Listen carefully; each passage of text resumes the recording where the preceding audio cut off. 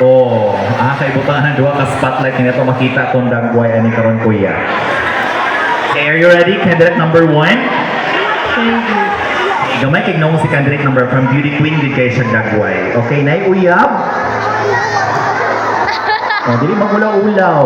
Okay, so let's go to your question, candidate number 1. Okay. So your question is all about social media. Ang imong question, it's all about social media. Okay, this is your question. How can young people use social media in a positive and responsible way? Again, how can young people use social media in a positive and responsible way? Thank you for your wonderful question, sir.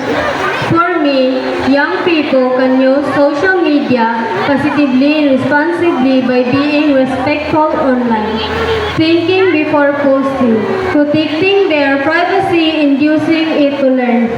And I thank you!